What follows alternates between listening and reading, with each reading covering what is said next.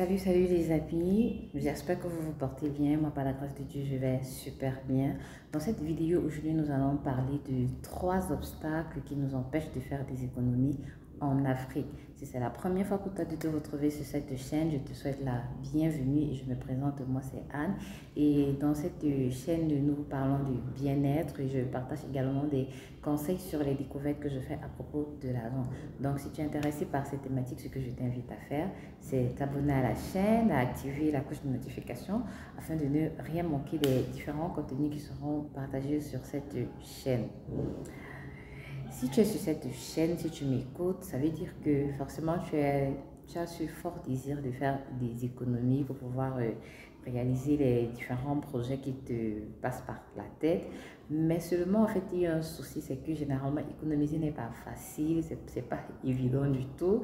Et sans compter que, étant donné que nous sommes en Afrique, il y a encore certaines attitudes, certaines choses, en fait, certaines mentalités africaines qui véritablement ne nous aident pas à pouvoir faire des économies.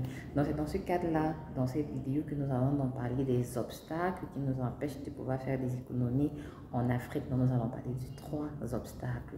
Nous allons commencer par le premier obstacle et en passant, en fait, je te prie de véritablement écouter la vidéo jusqu'à la fin, en fait, de pouvoir bénéficier amplement, en fait, de toutes les informations qui seront partagées ici. Donc en ce qui concerne le premier obstacle en Afrique, nous avons la tradition. Vous savez, en Afrique, contrairement chez les Blancs, là, en fait, chez les Blancs, généralement, la famille, c'est le père, la mère, les enfants. Mais ici, chez nous, en Afrique, en fait, la famille, elle est très large. Il y a le papa, la maman, il y a la tante, il y a la belle-mère, il y a la grand-mère, il y a le neveu. En fait, vous êtes en Afrique avec moi, donc vous savez, en fait, comment nos familles, elles sont tellement élargies. Et généralement, dans nos familles, lorsque nous avons un membre de la famille qui a émergé financièrement, qui a une certaine aisance financière, c'est vers lui en fait que tout le monde se tourne lorsqu'il a un problème. Donc, il devient celui-là qui doit solutionner les problèmes de toute une grande famille. Vous savez, le fait d'aider les gens, en fait, c'est pas une mauvaise chose. Et puis moi, je pense même que c'est l'une des raisons pour lesquelles on devrait chercher à avoir de l'argent afin de pouvoir venir en aide à ceux qui sont dans le besoin. Mais ce qui se passe chez nous en Afrique avec cette attitude, en fait, c'est que cela encourage la paresse de certaines personnes. Il y a certaines personnes qui ne veulent plus rien faire parce qu'ils estiment qu'ils ont un oncle ou une tante qui a beaucoup d'argent et qui va les aider, quelle que soit la situation qui va se retrouver. Et voyez-vous, imaginons, on va prendre un exemple assez banal comme ça. Imaginons un monsieur X qui, par exemple, est le sauveur de toute une famille, qui a un revenu, par exemple, de 500 000 le mois. Il peut se retrouver avec des sollicitations en termes d'aide à hauteur de ces 500 000 là qui représentent son revenu. Vous voyez que dans ce moment-là, à ce moment-là, ça devient difficile pour lui, non seulement même de vivre et de pouvoir également faire des économies. Parce que il y a des gens qui dépendent de lui, qui attendent qu'ils doivent les aider. Il y a lui-même qui doit pouvoir se prendre en charge, prendre aussi en charge sa famille. Donc ça devient vraiment compliqué. Vous voyez qu'en ce moment-là, il sera très difficile de pouvoir faire des économies. Donc ça, c'est le premier obstacle en Afrique, en fait, qui empêche de pouvoir véritablement économiser. Et nous avons le deuxième obstacle, en fait, ce sont nos mentalités, les mentalités que nous, les Africains, nous avons. Là, par exemple, je vais m'inspirer de Ricardo Kanyama, le livre La chèvre de ma mère. J'en ai déjà parlé, je vais toujours continuer à parler parce que c'est un livre qui est très riche et vraiment, je le recommande vraiment à toute personne qui souhaite améliorer ses finances personnelles. Donc, il y a donc les mentalités. Donc, dans son livre, en fait, il parle d'un oncle, en fait, c'est toujours un oncle, en fait, qui a une certaine aisance financière et il perd donc son fils, il a perdu son fils. Et ce qui se passe, en fait, c'est que non seulement, il faut qu'il organise les obsèques de son fils et il faut qu'il reçoive la famille qui est censé, qui de façon logique se dit venir le soutenir. Donc ça veut dire que tu es affligé, les gens viennent te soutenir, mais c'est toi qui dois dépenser l'argent pour payer le transport, c'est toi qui dois les nourrir, c'est toi. En fait, et ce sont des choses qui se passent chez nous ici en Afrique.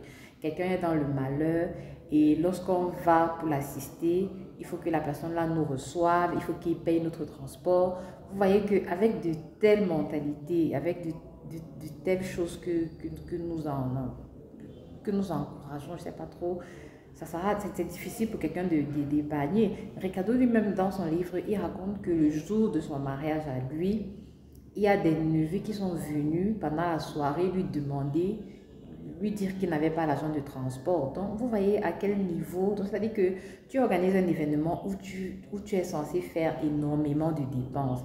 Et quelqu'un vient encore, quelqu'un qui est venu, qui logiquement est venu t'assister, te demande encore de lui payer le transport. Vous voyez que ce sont des mentalités comme ça et vraiment il y en a plein chez nous ici en Afrique. Donc vraiment nous nous reconnaissons vraiment dans ça. Donc ce genre d'attitude vraiment ça n'aide vraiment pas du tout à pouvoir faire des épargnes. Et la toute dernière, le troisième obstacle à l'épargne en Afrique, il y a le fait de faire les dettes en fait, les prêts d'argent, les prêts d'argent. Généralement, on a un problème ici en Afrique avec la dette, avec les prêts. C'est que quand quelqu'un se retrouve coincé et qu'il vient te voir parce qu'il a besoin d'argent, c'est-à-dire que la façon qu'il est doux, la façon qu'il est, je ne sais même pas les termes que je peux utiliser, mais vraiment, c'est-à-dire que l'état dans lequel il vient te demander, tu te dis que, et surtout que généralement quand la personne vient souvent comme ça, il te dit que vraiment l'argent que tu me prêtes là, je vais te remettre ça à X date. C'est-à-dire il te dit des choses et des choses et puis quand il te raconte même le problème, tu te dis que non, vraiment ici là, si je n'aide pas mon frère, c'est là, je ne sais pas. Mais maintenant le problème c'est quoi? C'est que maintenant toi tu te dis que bon, je vais l'aider. Je vais lui prêter l'argent là pour qu'il aille faire ce qu'il va faire.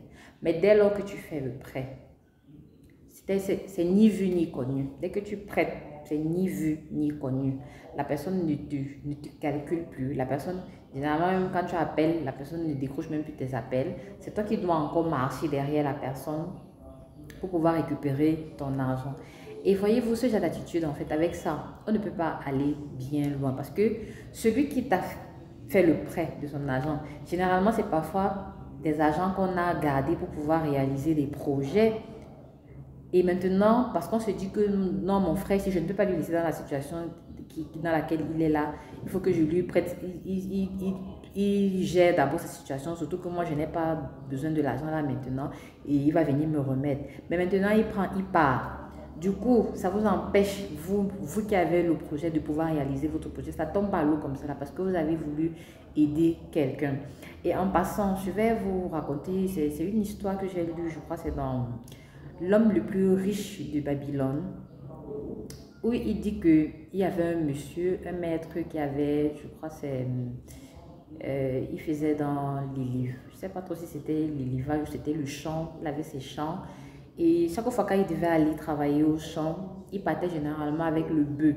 Donc il allait travailler avec le bœuf et au retour, c'est le bœuf qui portait tout ce qu'on ramène, tout ce qu'on a pris au champ pour ramener à la maison. Donc c'était le bœuf qui portait tout ça. Et maintenant, le bœuf était dans l'enclos avec l'âne. Maintenant, chaque fois, le bœuf se plaignait à l'âne, il disait toujours que vraiment, le patron, il me fait trop travailler, c'est pas facile, je travaille dur, c'est pénible. Chaque fois, il se plaignait toujours à l'âne, il se plaignait. Et maintenant, l'âne, voulant combattre, donc un jour comme ça, l'âne voulant l'aider, voulant aider le bœuf, a donc dit au bœuf que laisse. Quand il va venir demain te chercher, je vais lui dire que tu es trop fatigué et que tu ne peux pas aller travailler, comme ça tu vas te reposer aussi. Mais ce qu'il ne savait pas en fait, c'était que le maître, bon, ça c'est ce qu'on dit dans le livre, en fait, c'est que le maître il les écoutait, donc le maître avait suivi la conversation.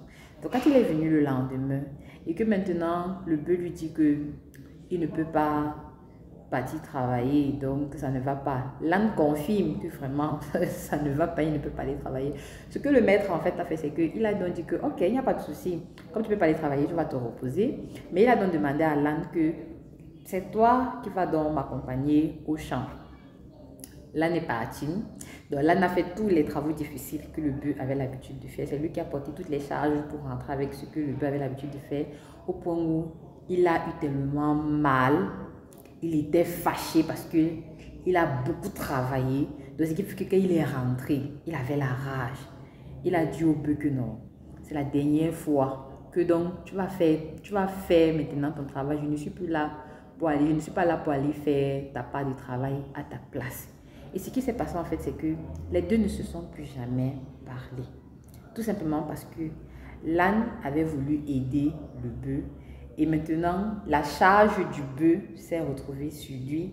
Et ça l'a tellement fait mal que le gars, en fait, ça a gâté leur relation. Et c'est ce qui se passe en fait dans les prêts d'argent. C'est que généralement, on veut aider quelqu'un et puis on se retrouve, c'est nous qui portons le poids de tout son problème. Donc, finalement, ça cale sur nous. Et c'est nous maintenant qui nous retrouvons dans les problèmes. Pourtant, au départ, on n'avait aucun problème, juste parce qu'on a voulu aider quelqu'un. Donc, vraiment, ce sont des choses qui doivent attirer notre attention. Vous savez, on peine beaucoup, on fait beaucoup de sacrifices pour pouvoir faire des économies. Et lorsqu'on le fait vraiment, on ne doit pas permettre que des attitudes telles que celles que je viens d'énoncer ici là viennent nous faire rentrer en arrière ou nous empêchent de pouvoir atteindre les objectifs en termes de finances qu'on se serait donné. Donc, ce sont les 3 obstacles à l'épargne ici chez nous en Afrique que je voulais partager avec vous. Et je tiens à te remercier de m'avoir écouté jusqu'ici.